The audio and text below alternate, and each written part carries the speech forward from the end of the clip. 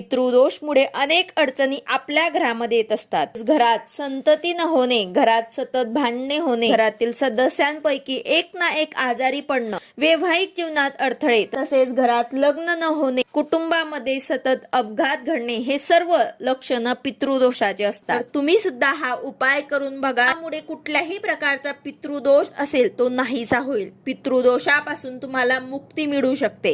यासाठी तुम्हाला काय वस्तू लागणार आहे की तुम्हाला अर्धी वाटी गाईचे दूध घ्यायचे आहे, अर्धी वाटी त्यामध्ये पाणी घालायचे आहे आणि चिमूटभर हळद आणि चिमूटभर काळे तीळ तुम्हाला त्यामध्ये टाकायचे आहे. रोज तुम्हाला 41 दिवसांपर्यंत हे मिश्रण जे आहे ते तुम्हाला पिंपळ झाडाच्या मुळाशी टाकायचे आहे. 10 वाजेच्या आतच तुम्हाला सकाळी हे मिश्रण जे आहे ते पिंपळ झाडाच्या मुळाशी टाकून यायचं आहे. जाताना आणि येताना कुठेच जायचं नाही किंवा कोणासोबत सुद्धा तुम्हाला बोलायचं पण नाही. तर हे मिश्रण